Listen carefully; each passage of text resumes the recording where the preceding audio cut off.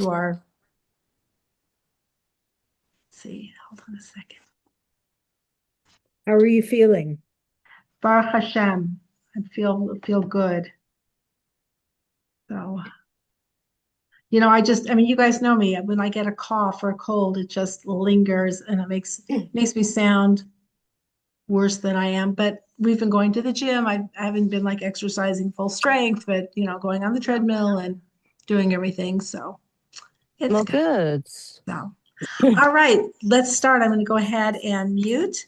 And we will start with our blessing, and then we will jump into our topic for today. Baruch atah Adonai Eloheinu melech haolam, asher bachar banu mikol hamim v'natan lanu et Torato. Baruch atah Adonai noten haTorah. So I just have to tell you, it's funny.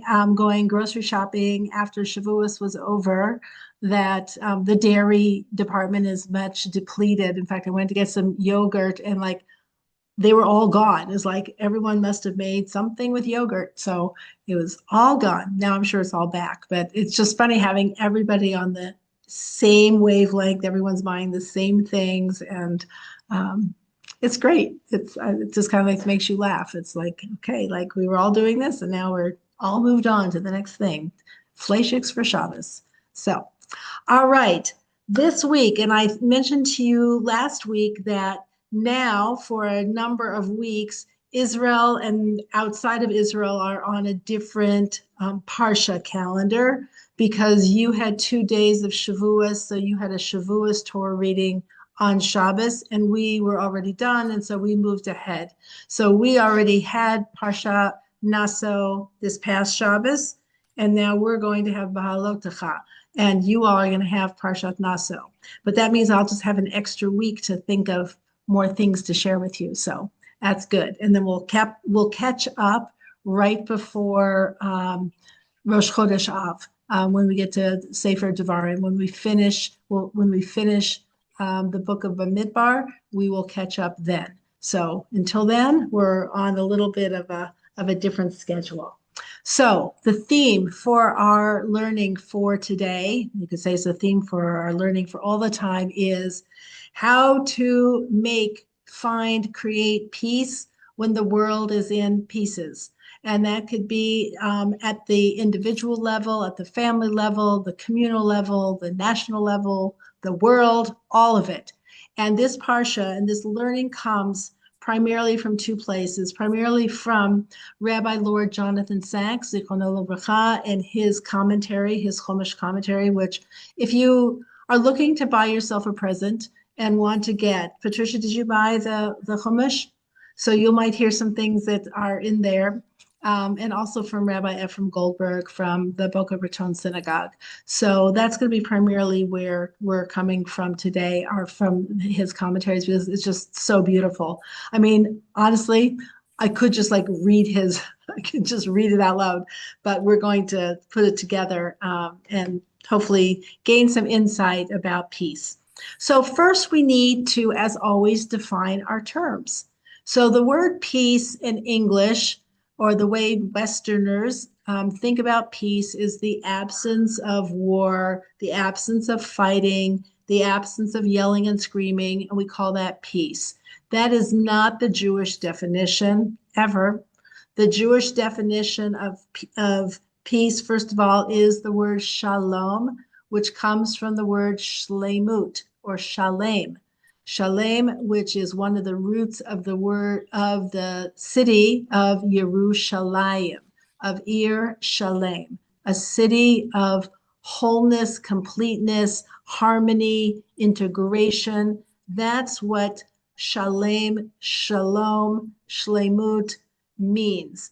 So when we think about that, we're going to be we're defining what we're looking for differently, which therefore leads us to work toward it differently. Just so we know, also in Hebrew, when you go to pay for something, you'd say, Ani rotza lishalem, I need to pay, which means to make somebody whole. So if I took something, not took it like stealing it, but if I have a product or whatever, I ate a meal, now I need to make the store owner or the person whole by giving them money to compensate for what I have. So that's shalem. We also say that when we are wishing somebody who is ill, we wish them a refuah shlema, that we want them to have a complete healing. Refuat hanefesh, their spirit should be healed. Refuat haguf, their body should be healed. And my sister shared with me a number of years ago, which I always really appreciate. And for anybody who has been sick or knows someone who has been ill, that one of the challenges, in addition to whatever the challenges of being ill, is the fact that when we are not feeling well, we have to step away from the things that we are normally doing.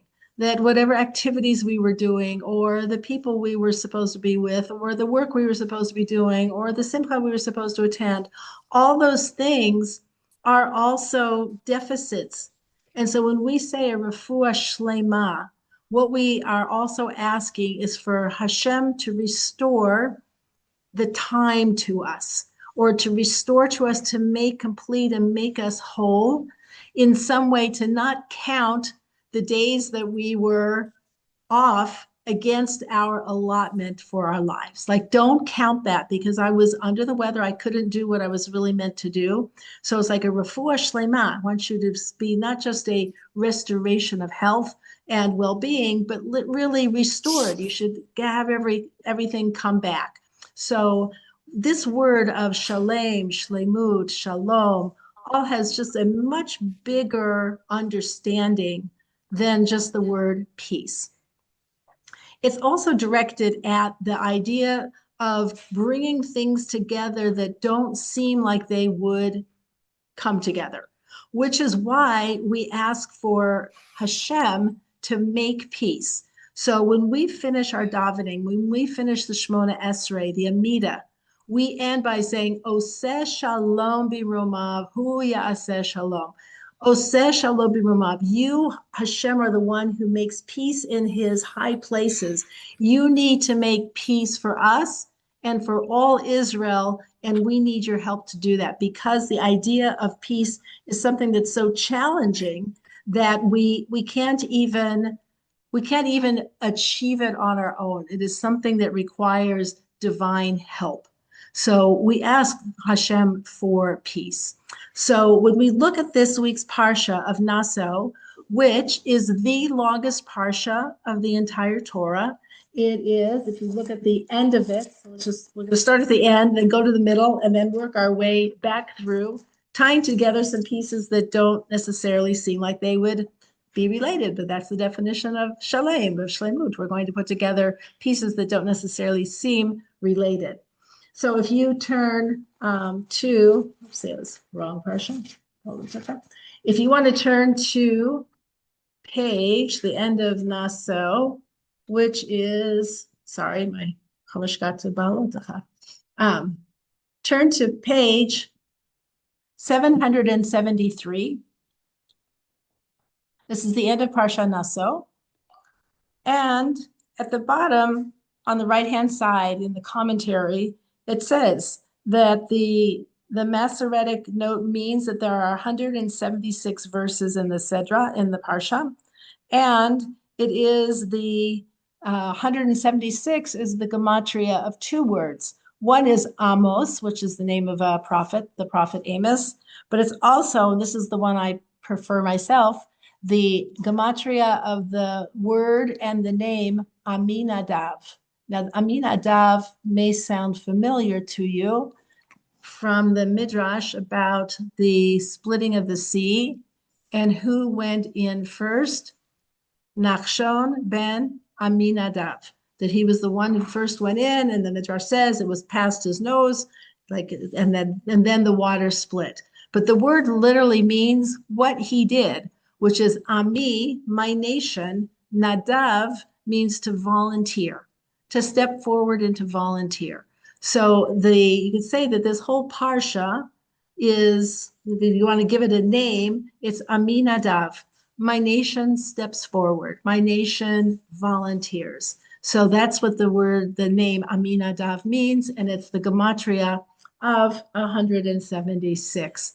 So that's also the same number of verses that the longest chapter of Tehillim has, which is Psalm 119. Anytime you're in like a Tehillim chain, everyone waits for somebody else to sign up for 119, and then so they can get to 120 or do 118. It's like somebody do 119, because that Tehillim has 8 verses for every single letter of the Aleph Bet. So 22 times 8, which gets you up to 176.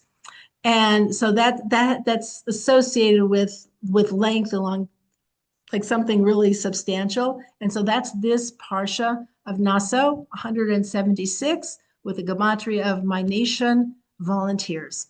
So we could say that at the root of creating shlemut, of creating shalom, of creating peace, is the idea of the individual person and working as a nation, but we're going to talk about both the individual and as a people, the ability to volunteer to step forward.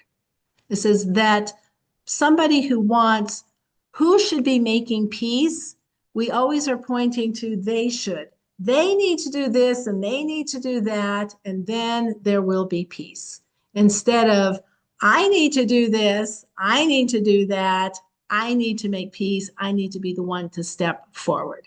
So that is the Aminadav. That mentality is the one that it is of benefit to the nation, but it's the individual who steps forward, such as Nachshon ben Aminadav.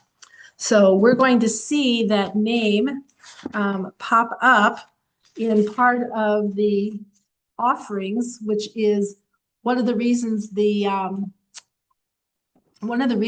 or the main reason why this parsha is so long is because of the dedication of the Mishkan, and each of the representatives, the princes of each of the tribes, brings an offering. The offering that they bring is identical.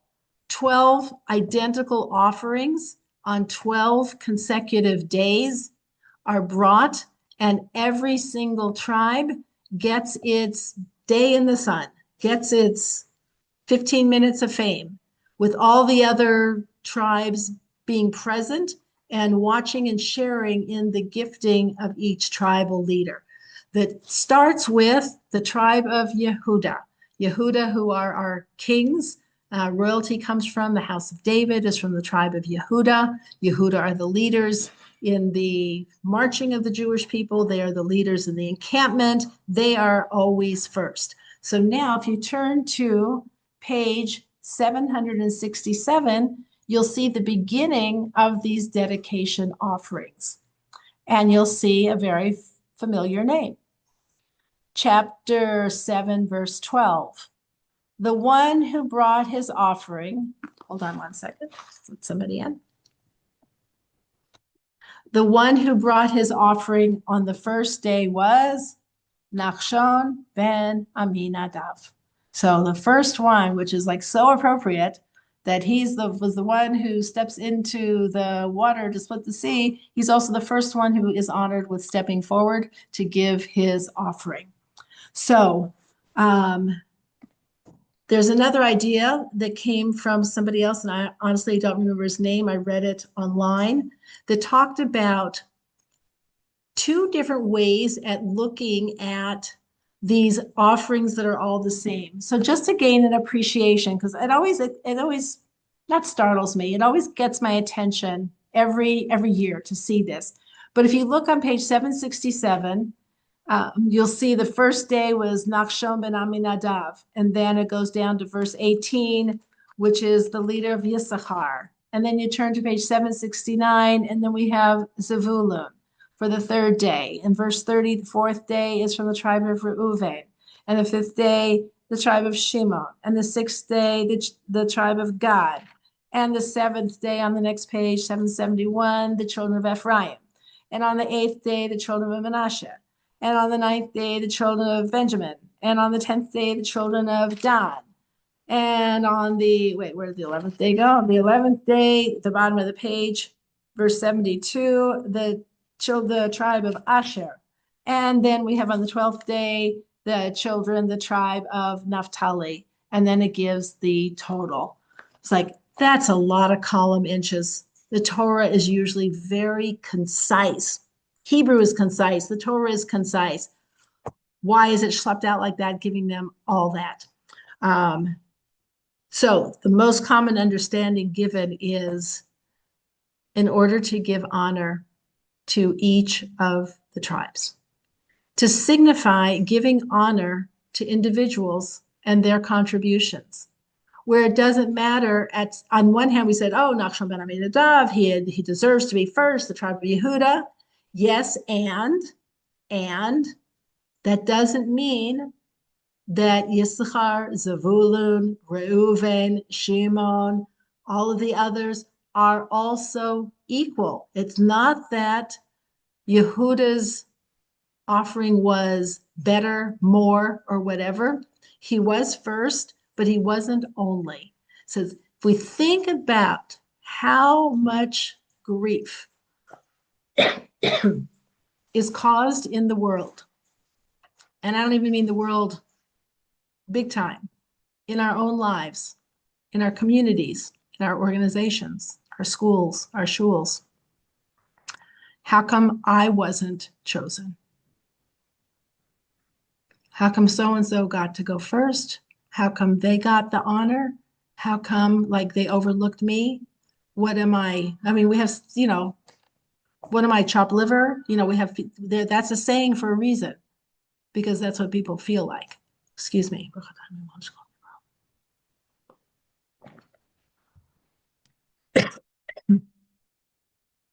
One of the most significant things that we can do as individuals, as families, as groups, a community, is to make sure that people are given honor and recognition.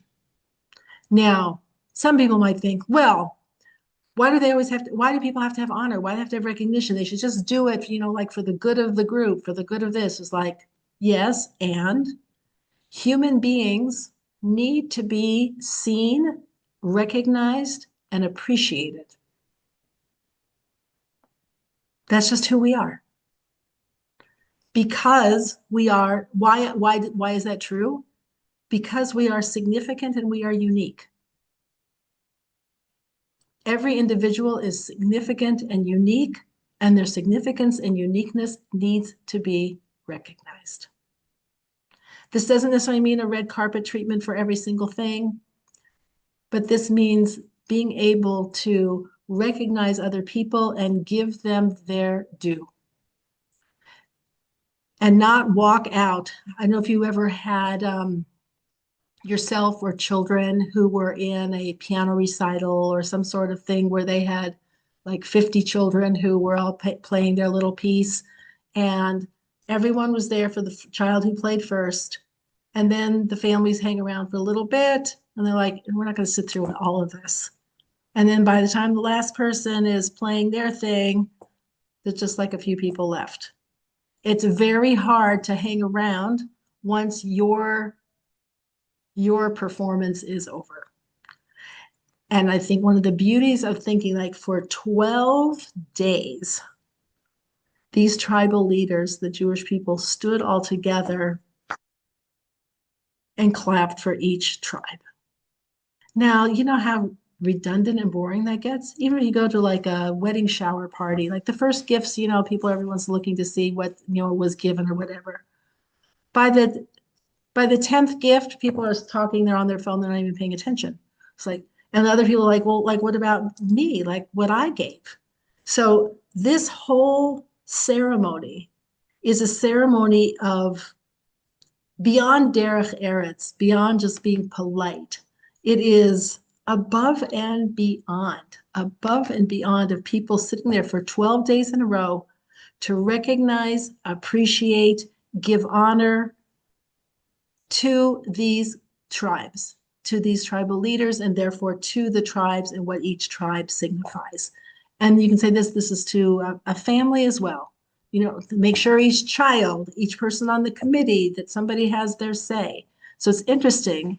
In the Jewish court, when there was a case to be heard, they interestingly always started with the opinions of the youngest, most junior members first. Because what happens once a senior member says something? The junior members be like, I shouldn't really say anything, or it's just going to get pushed aside. Instead, it's like, we're going to first start with the people who are the most junior. Like, what's your opinion? What do you think? And all of these things that are embedded in the mechanism of how like a Torah life works is to address this very real human need to be honored, to give, to receive honor. But as we say in Pirkei Avot, we're taught who has honor, who is honorable? The person who honors others. So while we acknowledge, yes, human beings need to have honor and to be recognized, what we're supposed to learn is how important it is, not that we go around handing out little pieces of paper telling everyone, I learned that you're supposed to honor me. And so like, where are my accolades? But for me to know that I'm the one who steps forward to honor other people and how important it is, regardless of somebody's level. It's like, it doesn't matter. Someone say like, oh, they're so famous, they're so well known. They know that they're appreciated. They know that whatever, I don't need to add to that. I remember I had a relative who we were talking, and her approach when she was raising her children was that you don't tell somebody what a good job they're doing because it'll go to their head. And so you just kind of like, and it's like, that's not true. Actually, what it'll do is encourage them to do even more and to recognize and to see that. So this about the offerings of the tribes was to be able to give honor to individuals and to honor differences. Because if each of the gifts was exactly the same, it wasn't like, so what's so unique about me then? I gave the same, 10 cups and silver, whatever platters, everything. I gave the exact same gift. Again, can you imagine going to, like, I'm going to say a birthday party, and the first person gives a gift, and then the next person comes up and they give the exact same gift, the same quantity, wrapped exactly the same, and you're the 12th one, and you're like, and here's my gift. And if the recipient goes, thank you so much, that means the world to me. You're like, are you kidding me? Like, which one, how many of these are you taking back? But for Hashem, who sees it, and for the people to say, because it came from you, you are what makes the gift special because you are unique. And person on day 12, it's not the same. It's not the same, even though the physical aspect of it was identical. It was not the same thing. So this is about also honoring and recognizing individuality, which is often at the root of what people think. You can't have shalom, you can't have shlemut when you have all these differences. I've heard people say, why do there have to be so many shuls? There should just be one shul. Everyone should just get along. And there should just be one kind of minyan, one kind of davening. It's like, no, no, no, no. In fact, we're obligated to preserve the differences, even in pronunciations, in the nusach.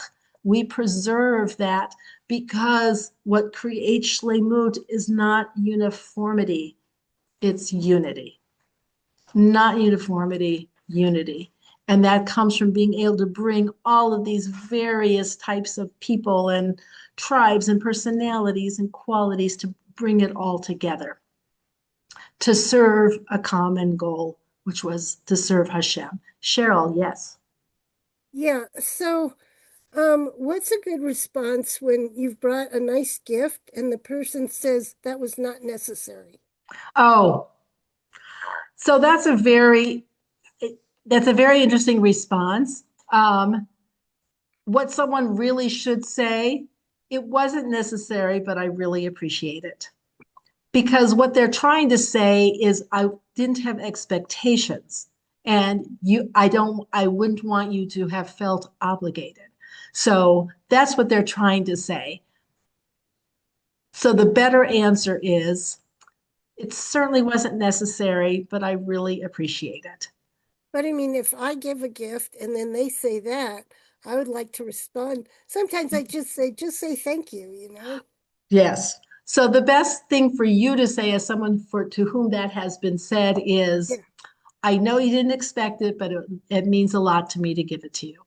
Oh, Because some people do not accept gifts, compliments well, and they think they're being polite, but in fact, it's kind of like throwing it back in somebody's face.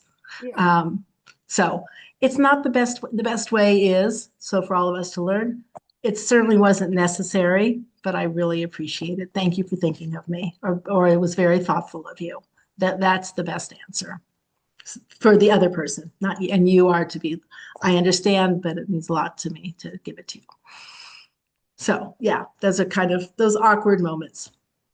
Okay, so going back to, so we have the idea of people being individuals, being unique, contributing to the whole, recognizing everyone, even if what they are offering appears to be exactly the same as everybody else, the fact that it comes from them, by definition, makes it unique, and that we are therefore recognizing the unique qualities so that somebody doesn't have to do something. You think about, you know, people, I don't know, adolescents, teenagers who always want to like do something to be distinctive. Except what they choose to do to be distinctive is to copy the other people who want to be distinctive. As someone said, you could always tell the people who, the nonconformists in like your high school, all dressed the same because they were the nonconformists. So if, you know, bell bottoms were in, they wore straight. Whatever it was, there was like the uniform of the nonconformists. So people want to, on one hand, stand out, and on the other hand, they want to blend in. Judaism, Torah, works with both of those, which says you are part of something greater. You are part of Am Yisrael, and you can also be unique, and you are unique by definition. So societies tend to go in one extreme or another.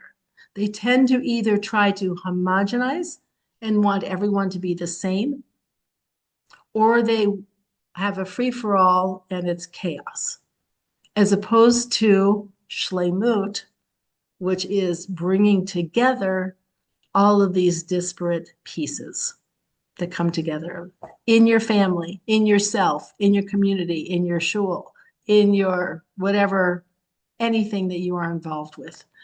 It's not so easy. So it says, this is shlemut, and the princes are our guide. So as an aside to this, this was an aside about creating holiness, and it was about the value of repetition. When I used to teach this parsha to bar and bat mitzvah students, on one hand, it's the easiest parsha because you have 12 exactly repeated paragraphs with the exact same words, the exact same music. And in the end, what happens is it becomes very difficult because it's hard to concentrate, because something that is repeated over and over and over and over and over again kind of lulls you to sleep. So it was actually, they made mistakes, more mistakes because they were lulled into it. So what's the benefit of repetition? It says, we have a desire for things being new and novel, which is great. And then there are the things that need to be repeated every day, all the time, that make us great. So if we think about like all the daily habits, all the daily rituals, all the things that we do on a repetitive basis, to realize how critical they are to our physical, emotional, spiritual well-being, and how challenging it is to keep it fresh. So how is it that they were as enthusiastic on day 12 as they were on day 1? That is miraculous. So the ability to refresh and renew ourselves for things that need to be repeated and that we want to be repeated. So in thinking about this for our learning purposes, I was thinking about like, what are all the things, like even just like make a mental list. What are all the things that you do every day and what they contribute to your well-being? And what are things that should be done every day that would add even more to our well-being if we brought them into our daily habits. Because those daily habits are really what create us. The outlying, events and whatever, those don't shape us nearly as much as what we do day in and day out. So I talk about like in giving tzedakah. It is better to give a few pennies a day or $1 a day for daily giving. It's better to give $1 a day than it is to write one check for a lot of money at the end of the year, right before, December 31st. Same amount of money. The one makes you into a giver, and the other one is you gave, but it doesn't make you a giver. So the ER at the end in English is the same as somebody in Hebrew, you add a nun. It's like or someone who's a master, like a Baal Tzedakah is someone who masters tzedakah. It doesn't say how much they give. It means they give repeatedly. And that's what we want to focus on. So we can think about that for this week's parsha of the princes and what they gave, of like, what would help me enhance my life emotionally, physically, spiritually, relationship-wise, of something to do small that is something that could be done every single day that would really build me. It really adds up. So that's the gift of the repeated.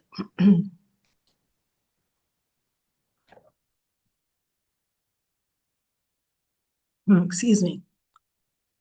One of the beautiful things that is in this week's parsha is the priestly blessing. So let's take a look at that, because that for sure has to do with creating peace. So let's take a look at that on page 763, chapter 6, verse 22. Hashem spoke to Moshe, saying, "Speak to Aaron and his sons, saying, so shall you bless the children of Israel, saying to them, may Hashem bless you and safeguard you. May Hashem illuminate his countenance for you and be gracious to you. May Hashem lift his countenance to you and establish peace for you. Let them place my name upon the children of Israel, and I, Hashem, shall bless them." Now, what you don't have in the English that you have in the Hebrew is the structure. So if you look in the Hebrew, you can see where it kind of starts. It's the second line from the bottom after the break in the space. And then the first phrase has 3 words, Yivarechecha Hashem v'yishmerecha. The next blessing has 5 words. Ya'er Hashem panav elecha v'yichuneka. And then the third one has 7. Yisa Hashem panav elecha v'yasem lecha shalom. So the whole structure of the blessing is something that is showing something that increases from 3 to 5 to 7. Talking about the nature of a bracha, because bracha by nature is expansiveness. Even the root of the word bracha is bet, resh, chaf. Bet, resh, and chaf are each the two number in their place. So bet is 2, resh is 200, and chaf is 20. So the word itself is about more. 2 is the first number after 1 that means more. So the idea of a blessing is something that should increase. Now, when is this said, this blessing? This blessing is said outside the land of Israel. It is said on the 3 pilgrimage festivals, Rosh Hashanah. Is it on Yom Kippur? I'm not sure. In Israel, it's done every single day. So whether it's Shabbos, every single day, the Kohanim come and they bless everybody. So beautiful. The Levites wash their hands and they come up and they bless the people. And the blessing that they say before they do it talks about that this blessing comes from a place of love. And it's a question about whose love, the love of the Kohanim for the people or Hashem's love. And the answer is both. So this is the blessing of love. And this is, says, because the last word of this blessing is shalom. That's on page 765. V'yasem lecha shalom. And Hashem will establish peace for you. Who's doing the peace? Hashem will grant you shalom. So what does this tell us? It says the blessing itself is a path to and toward peace. Who gives this bracha? It says it is the oldest blessing that has been in continual use in history. And I've shared this in previous years, many, many years ago when Federico Pena was the mayor of Denver and he got married. And he married a woman who was Irish. And the priest who officiated at their wedding said, and now I will, share I don't know if he said it or if it was reported in the Denver Post. And then they shared an ancient Irish blessing. May God bless you and keep you. May he, these words. May God illuminate his countenance for you and be gracious to you. And may God lift his countenance to you and establish peace for you. And I'm like, ancient Irish? It's like, what are you talking about? That's ours. You're welcome to use it, but let's give credit where credit is due. Comes from the Torah, it's ours. So this blessing is said by many parents, say this blessing on Friday night, in addition to their blessing that they do individually for girls, their daughters or sons, or anyone in their family. It is often said under the chuppah for a bride and groom. The truth is even though the Kohanim were the ones who were commanded to give it, you can say it to anyone. So during the war here, I think we shared already a couple of years ago, there was a young Kohen boy, post bar mitzvah, who had his parents take him to the army bases out near Gaza so that he could bless the soldiers. So here you have like this short, little Kohen who's 13 years old with these soldiers bending their heads down so that he could put his hands on top of their heads to be able to bless them. So even though it's commanded on the Kohanim to use and be in charge of doing, it is open for everyone. But even more than saying it is living it. Because when we look at other people, and it's obligated on the Kohanim, I don't know how much is practiced or not practiced, a Kohen has to feel love for the people he is blessing. Because he's not the one who's blessing them. He is a channel for God's blessing to come through. But to the extent that he has like narrow eyes and has vengeance against people, he cannot serve as a proper conduit for Hashem's blessing. And this is such a beautiful definition that from Rabbi Sachs. He says, holiness is transparency to the divine. Transparency to the divine, which means that the Kohen needs to make himself transparent. His ego, his issues can't be there because they act as a blockage to the divine flow. So maybe the blessing that he says before he makes the blessing, gives the blessing, is to remind him of what his role is. He is not the one who is blessing, he is the conduit. So someone say, well, who wants to be a conduit? Like, I want to be the blesser. It's like, no, what we want to be is the conduit. We want to be the one through whom Hashem's bracha and expansiveness and everything is flowing. We want to help with that flow. So when we look at other people from the perspective of, I want to bless you, I want to be a channel of blessing for you, that already is a game changer. If I'm looking at somebody else from, how can I be a channel of bracha in your life through the expression of my face, the tone of my voice, how I speak to you, what I ask you, what I say to you, how I respond, what I might want to do for you, whatever it might be. That is a completely different mindset than like, okay, I'm just here to interact with you in some sort of transactional basis. I'm here to be a conduit of bracha for you. So if I say to you, Yivarechecha Hashem v'yishmerecha, even wanting Hashem to bless you is an antidote to envy and to the other negative feelings we harbor, competitiveness that we harbor against other people. Because along with misplaced, I want honor, I want to be first, I want to have the most, I want to have the best.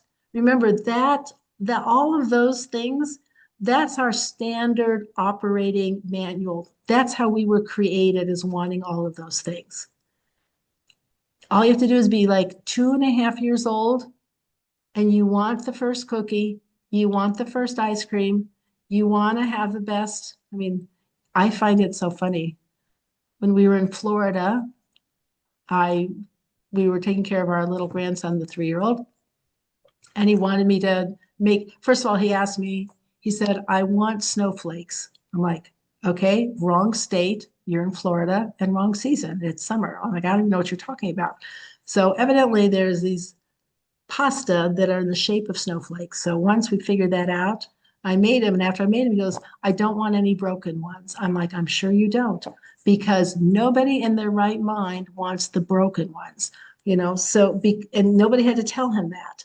So we come hardwired with, I want the whole ones, I want the most, I want the first, and I want the best.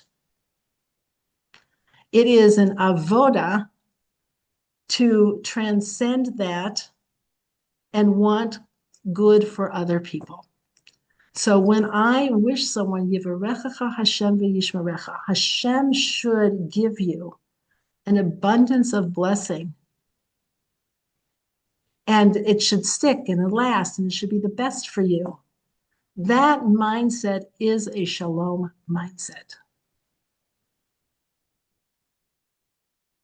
It's putting me in a different relationship with you than, how come he got that? I deserve more. They didn't deserve that. Yeah. I'm sure all of us have stories where people maybe begrudged us things that were given to us because they didn't get. And it's not just children. You don't have to just be 3 years old for that. It's very, very sad. Anyway, so Yivarechecha Hashem v'yishmerecha, it should be expansive, and each word I say to you is going to be even more. 3 words, 5 words, 7 words, and I want you to have peace. But not just you should have blessing, because we could start there. Yivarechecha Hashem v'yishmerecha, Hashem should bless you, and v'yishmerecha, which means to guard, to safeguard you so that you can benefit from it. Ya'er Hashem panav elecha v'chuneka. The idea is that Hashem's face should be illuminated on you and God should be gracious to you. It's like Hashem should have chen on you. Hashem should be gracious to you. His face should be illuminated on you. And Hashem should lift his countenance to you and establish peace for you. That's why the greeting in Hebrew is shalom. To say hello or goodbye is shalom. Because what we're saying really is a condensed version of this blessing. Is we're saying it's all incorporated into the word shalom. So to have a mindset of, now we have our 2 role models. We have our role models of the princes with each of their offerings, giving the same thing on 12 repeated days of appreciation and applause for what they are giving, everyone's efforts. And then we have the Kohanim, which have this sense which Hashem commands them to say. It's the only prayer that is commanded in the Torah. The only next one related to it is after Birkat Hamazon, that we shall eat and be satisfied and bless Hashem. But in the Torah, it doesn't say what you have to say. that comes from our oral tradition. Here, Hashem is saying, say these words, which is interesting. You think all the other prayers we have, our sages came up with, but Hashem is saying, say these words. So saying this, like when we are doing this, we're quoting Hashem himself. This is how I want, it's almost as if Hashem is saying, this is how I want you to relate and interact with other people. Shalom perspective, shalom words, shalom mindset. Okay. The next one that we want to think about of shalom is the sota. The sota, who is the wayward wife. Page 753. The wayward wife, we're going to just talk about first about what that is. We're not going to read the whole thing out that what this is. I'm going to tell you basically what it is, but it starts on page 11. I'm sorry, verse 11 on page 753. And this is a big thing. So what's the situation? A woman has secluded herself, a married woman has secluded herself with a man she is not married to. In a situation and in a way that would have or could have allowed enough time for them to have intimate relations. Afterwards, the husband is jealous, upset, and he warns his wife not to do that again. What happens is he would bring his wife to the Kohen, and they would go through this process where part of what happened is that she would drink bitter waters. First of all, her hair would be uncovered as it's a kind of a humiliating approach. And just so you know, this only worked if the husband himself had been faithful. If he was messing around, it didn't work. So, and what happens to the woman is also going to happen to the man she was with, if there's the consequence. But what happened is that there was water that she would drink that was called bitter waters, and there would be a curse in it. So, hold on a second. Turn to page 757, verse 23. It says, the Kohen shall inscribe these curses on a scroll and erase it into the bitter waters. When he shall cause the woman to drink the bitter waters that cause curse, the bitter waters that shall cause curse shall come into her, and she would have like this horrific death. But the curse itself had Hashem's name written into the curse. So there is a very strong halacha which says you cannot erase God's name. And you certainly can't write it on a parchment and then dissolve it in water. So how is this allowed? It says, what was the purpose of this? Many people think the purpose of this was to have the woman die. It says that wasn't the purpose. The purpose was to restore trust between the man and his wife. Now you could say this marriage was not exactly going so well, because if she's already secluding herself with a man that she's not married to, that's already a problem. And if he warns her and she does it again, that's not really saying so much for where their marriage is at. However, if there was no intimacy that actually occurred, they can stay married. They should stay married. They should go to therapy, and they should work on their relationship, and God is going to bless them with a child. So it says, Hashem, for the sake of Shalom Bayit, for the sake of the possibility of restoring trust. Because the truth is unless there were cameras, and nowadays, even if there were cameras, you could have AI and you could alter the cameras. So there had to be something drastic that would happen to prove to the man that he could trust his wife, because the trust has been violated. And now he doesn't know what happened in there. And she says, nothing happened. We were playing gin rummy, nothing happened. He's like, I can't believe it. You had enough time. You're secluded. I can't trust you. So God was like, I want you to trust her. If nothing happened, I want you to trust her. I want my name to be dissolved. So it says, for the sake of shalom, Hashem will have his name dissolved. But what happens if the woman really was guilty? And so then Hashem's name was dissolved and then she's going to die. That's like, sounds like the opposite of shalom. It's like, that's also shalom. A marriage that shouldn't be a marriage is also peace. It's like in halacha, we have divorce. If the marriage shouldn't be, that's also shalom. When two people, a husband and wife have a get, and after it's written and the man gives the wife a get, the greeting, the response is mazel tov, just the same as with the ketuvah for getting married. Mazel tov, because this marriage should no longer be. You are both, now, obviously the woman who dies from the whatever is not going on to marry someone else, but the man is. You shouldn't be with her. It was taken care of, and now you should go be with somebody who is worthy of the relationship. So it says that's still called shalom. So it's interesting. I think I've shared with you before that I do Nach Yomi, which is the daily learning of Nach. And right now we are in Malachim Aleph, which is Kings 1. And it's talking about, it's now the end of King David's life and the beginning of King Solomon. Now, what do we know about King Solomon?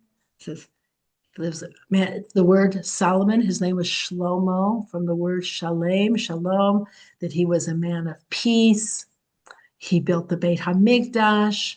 David was the man of war, et cetera, et cetera. We just think of King Solomon, just like all like butterflies and whatever, rainbows.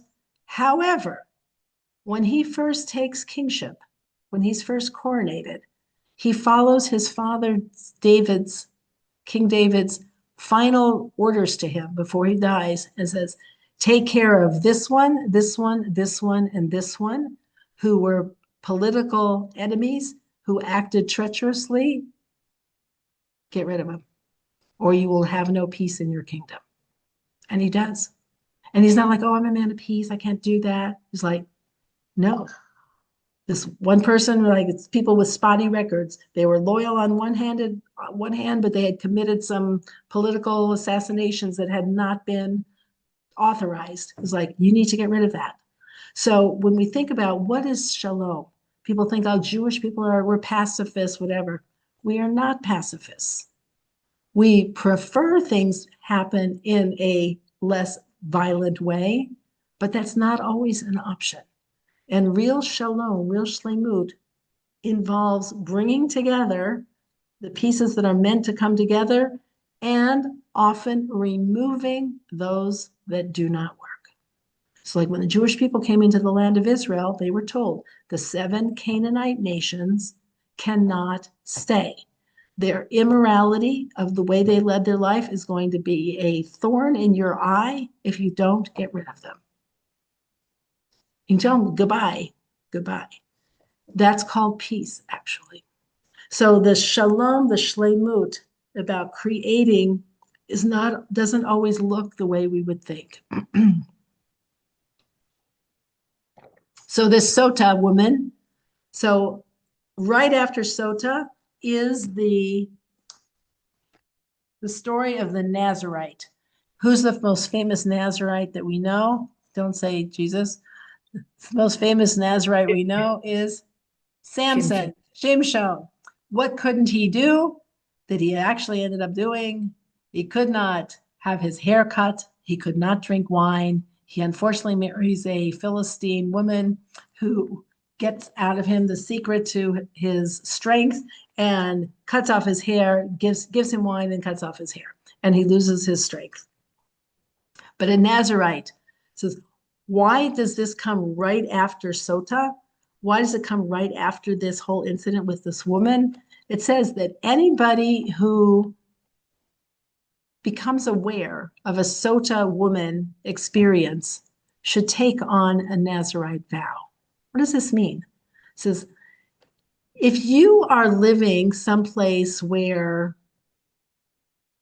the standards and the morality are starting to go down. Know in no uncertain terms, you are going to be affected and impacted by it. You may not go and do exactly what she did, because like we said, what she was doing was she may not have committed adultery, but she wasn't doing anything too good. It's like once you kind of start on this, it lowers the bar for everyone who's like in proximity. It's almost like it's a social contagion. We see this very sadly and unfortunately in suicides in teenagers. God forbid a teenager takes their life. Who's at most risk? All their friends at their school. Anyone who hears about it, they are at risk of doing the same thing. You'd think the last thing anybody would do that. How could they possibly consider doing that? It's like, actually, it's like a social contagion. And the same thing happens with our standards, our morality, and our values, is once they're kind of knocked down, and it doesn't have to be me who does it. It has to be in the air. It has to be happening in my place. And then I need to do something. So what do I do? This is to create shalom, shlemut in myself. So the person would take on a Nazirite vow, usually for 30 days. We don't do it anymore, but the message is still the same. That if we find ourselves aware of people around us doing things that aren't right, and now with social media, I mean, my gosh, we like know the whole world what people are doing that isn't right. It's a little scary, and we are all being impacted by it. The language people use,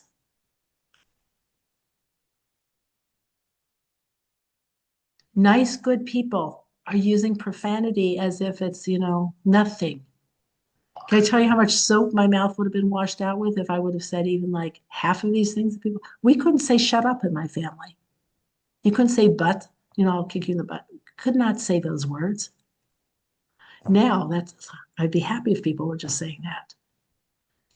But to create shalom and peace requires also that people be as elevated in their humanity as possible. And that even what somebody's doing behind closed doors, there's really no such thing as a private act. Now, I know in our democracy, it's like, what you do behind closed doors is your business. Yes. From a government perspective, yes. From a spiritual perspective, no. Because we're all linked together. And so when there is a sinking, it brings us all down, which means that we have to take to restore my shlemut. It's almost like it's an illness. It's something that needs to be restored. I need to make an extra effort. What does that look like? Maybe it's reading extra Sfarim books on the topic, or maybe it's taking a class. Maybe it's actually davening for whatever that thing is. And we all know ourselves. We all may have something that is like our thing that we're more likely to fall into the trap of. But we have to know that there is an impact on other individuals. And we can't say, well, that was her business with her husband. It's like, yes and no. So all of this comes together to say we are all shlemut, means that we are all connected. You can't have shlemut. You can't say we're putting something all together, except this piece is sticking out over here, and this is sticking out over here, and this is doing this, and this is doing that, but it doesn't matter. It does matter. So this is where we care. Now, this doesn't mean that we go like, pounding on people's doors and, doing whatever that our government doesn't allow appropriately, but it does mean that we need to take personal responsibility for the impact that we are being affected by. So all of this is like Parshas Naso is shlemut. Everyone matters. Everyone is important.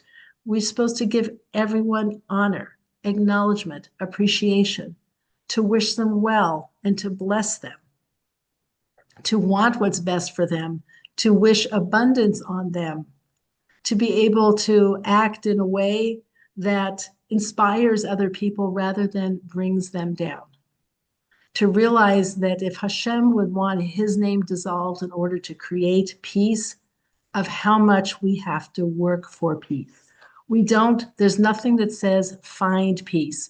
It's always pursue peace and to make peace. Oseh shalom bimromav. Hashem, you need to make peace. And it takes Hashem's help because there are so many disparate pieces to bring together, to bring to their place of elevation, connection, refinement. But this parsha helps us identify how to do that. Nachshon Aminadav, you can just have a code number, 176, the gematria of Aminadav. My nation volunteers. I volunteer to be a person who has the Kohen mindset.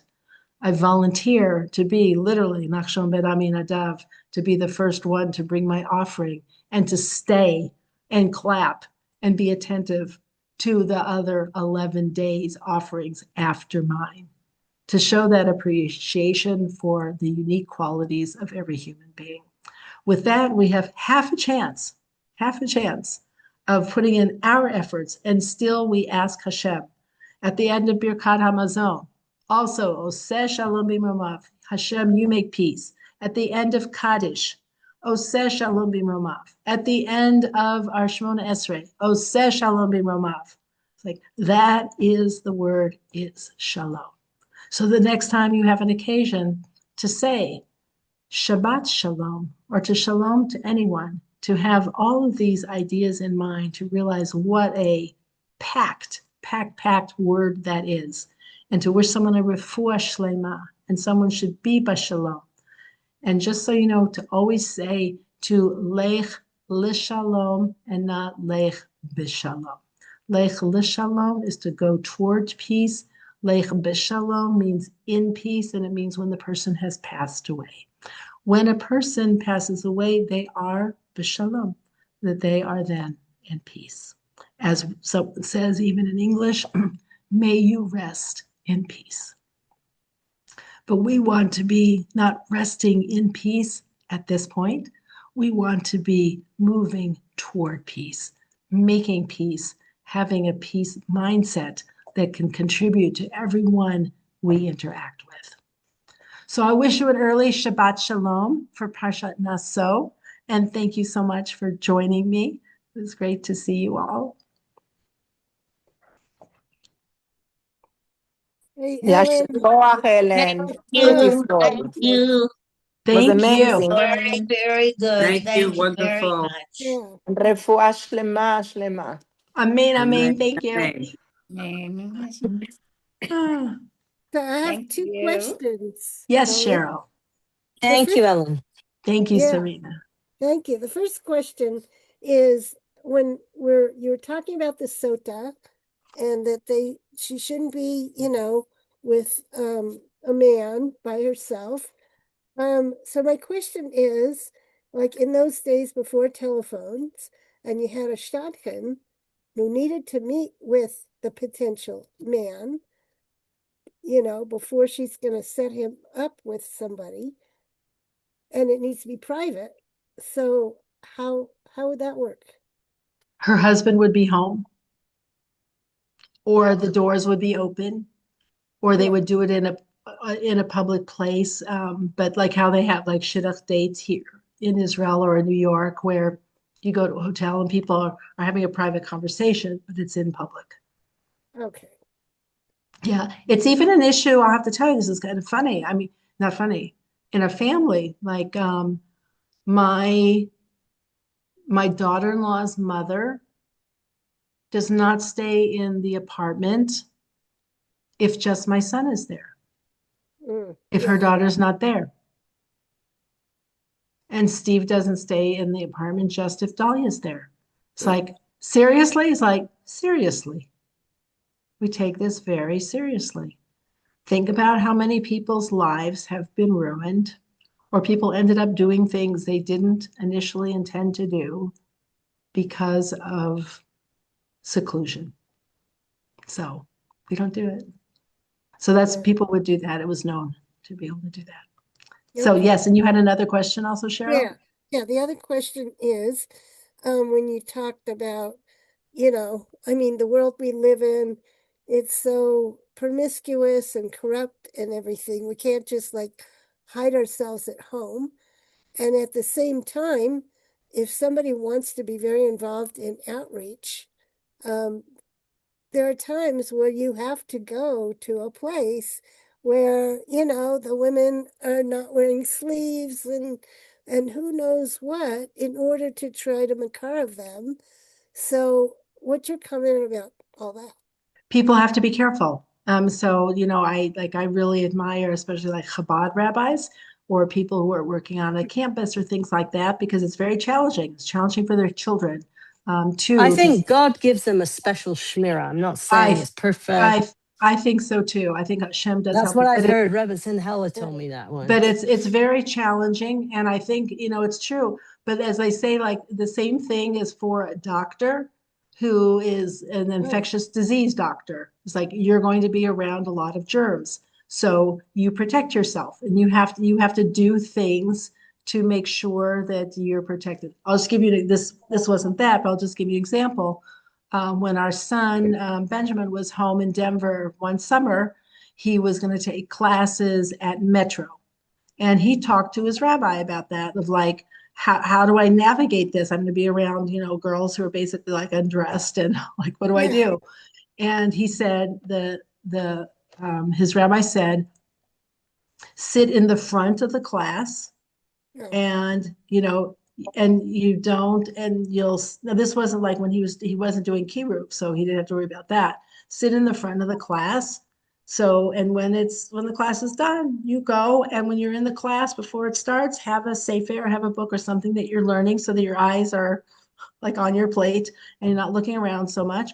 But I think the thing is, almost more than what you do is knowing that you need to do something. You need to know that, or like we had a friend who used to live in Denver. Remember, I don't know if they still have it, like in the grocery stores, when you're checking out, they have like all the magazines, like whatever, like all the whatever magazines. So he took his glasses off while he stood in line, so he couldn't see things very clearly while he was waiting in line. So it's just a matter too of choosing to do something, knowing, again, just having in your head, like, I am being impacted by this and I can't pretend that I'm not.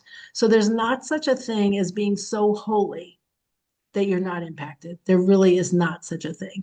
In fact, they say, even if Moshe Rabbeinu came down from Mount Sinai and wanted to be in a closed room with you, the answer would be no. Not because, all men are animals. It's like, you don't do that. It doesn't matter how they are. I remember with Rabbi Tursky, when they were creating the office space at TRI, he had a window put in his office door, so you couldn't hear, but anyone could look in and see, because it would not be appropriate. It's doing counseling with women, and there have been so many stories of rabbis of all persuasions, all persuasions, who have gotten themselves and women and men in big trouble through secluding. So it's not an ancient problem. It is a human issue that we take very seriously. But you also mentioned the word doctor. What about the woman that goes to a male doctor or a man that goes to a woman doctor? Right. And so you have to, you can, if they're the best one, and you can and you should. And they're supposed, but you have to know, you have to be on guard. So a lot of times things happen, and like, you need to know, is this appropriate or not appropriate of something happening? And in some cases, some doctors will have like a nurse come in also just to protect themselves, because they don't want a patient saying like, he did this or he did that to me. It's like, there's someone else in the room. So there's lots of ways of getting around that. But the bottom line is to be aware that we are impacted by all these things that go on. And we have to, not in a paranoid way, but we need to know that human beings are human and that nobody is above it. Nobody is above the human being that they are. So we take that seriously. Ellen, Okay. Ellen, Yes, Thank you. Miriam. yeah, hi there. Yes, Miriam. This made me think of what my mother said to me back in the early 60s. And I thought it was the most ridiculous thing I ever heard of. But now with the time passing, she made a statement. It was when it was breaking down where you didn't say Mrs. Jones or Mr. Smith or whatever it was. You never called anybody by their first name.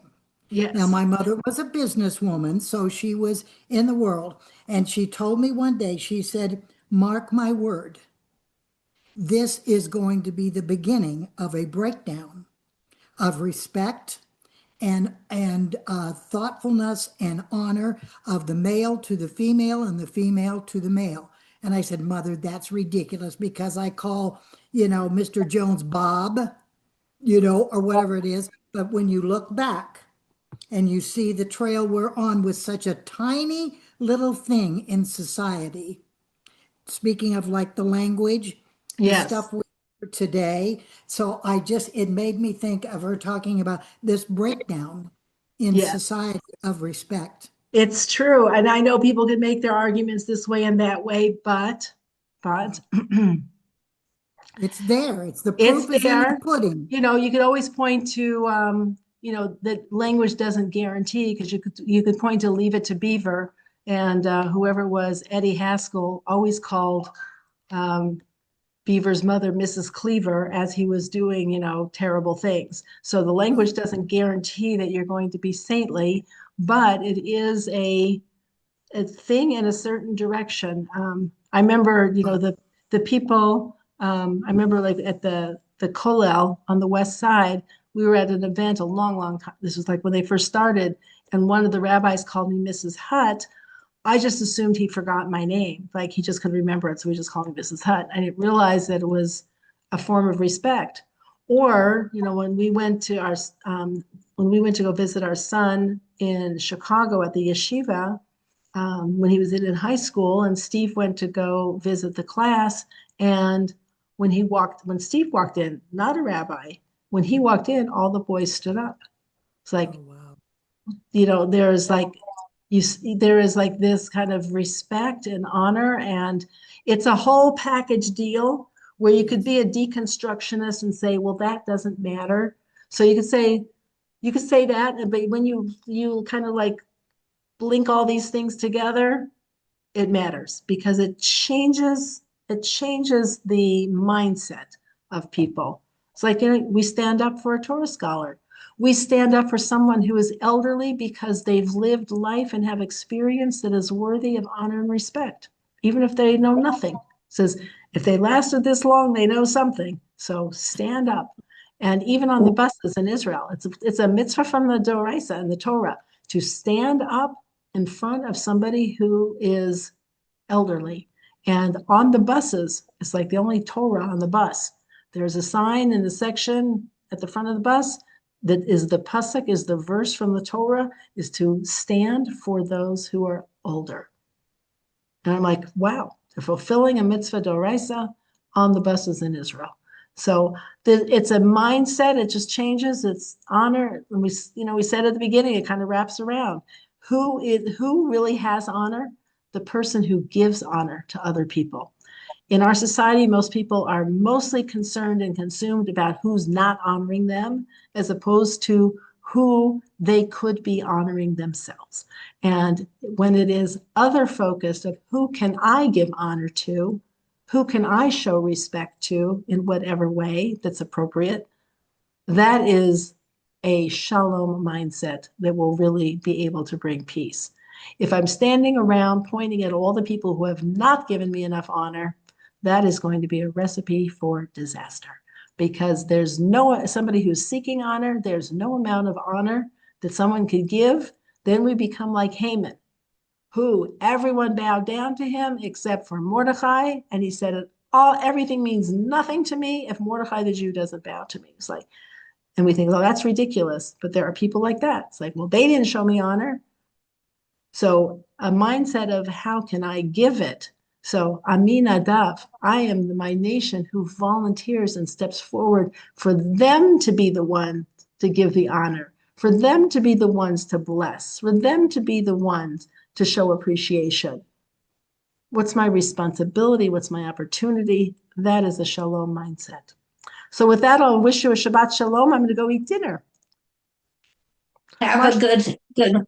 Oh, well, to show respect also, all Thank you. clergy, you're Shabbat Shalom. supposed to stand up for all clergy, whether they're rabbis or they're priests or they're pastors. You're supposed, no, that don't isn't believe part so. of, oh, but not in Jewish, but in our society, it Close to used to be. 500,000 involved. But anyway, and I okay, don't know just what for the reference. pro-state party's gonna. I don't believe so. I think, I mean, that may be an American thing, but I don't think it's a Jewish thing. Jewish thing. I don't Okay. believe so. I didn't know that, but Yeah. I was told by another, that if you meet any or older person, you show them respect. For sure. I mean, any older person, but we're not standing up for somebody because they're a priest or whatever. We're not honoring that. If they're an elderly person and they're not Jewish, then we do stand for that. Okay. Like when you go to a wedding, for example, Mhm. and a rabbi is given the honor for the Sheva Brachas, like one of the Sheva Brachas, you'll see that Mhm. people who are at the wedding will stand up for the rabbi, Mhm. kind of depending on what level they're at. Sometimes if it's like a juniory kind of rabbi, they'll might rise a little bit out of their seat. If it's their rav, they will stand Mhm. up. And if it's Oh, somebody, of course. if it's Yeah. the rav of the chief rabbi of Israel, everybody is standing up. In fact, when we were in Boca Raton one time, Rav Lau came to speak to a large group of people, and everyone was like schmoozing, schmoozing, schmoozing. All he did was walk in from the side door, and there was instant silence, and everyone was on their feet. It's like I would love to see something like that. it was so That would be beautiful, nice. so That's beautiful, nice. so beautiful. Okay, I didn't know that. Maybe it is just a America or a common thing I mean, that, it may also, it's like somebody for office, like when the governor comes in or when the senator comes in, like yeah, somebody you of sign up, stature, you you stand. stand up. There's also such a thing as standing up to meet anybody. Like they say, like if somebody comes into the room, you stand up. You don't, that's just considered to be polite. When we Yes, stand for a Torah that's scholar, fine. that's because we're standing for their Torah. Or if you're standing for somebody who's Okay, elderly, we're standing yes. because they are older. The But there is such a the thing as just right common respect to respect, stand up when yes. somebody comes And into the room. that's what I think it was for a pastor or a priest or Or anybody. not, or You, somebody who comes into your home and like whatever to stand up. yes, So just like, show some yes, respect. Show some respect. yes. Thank Okay, you, Ellen. It ladies, was nice to excellent. see you. Thank you very much. Love seeing all of you. Have a wonderful Shabbos. Shalom. Okay. Thank Shabbat you. Take care. shalom. Bye. Bye-bye.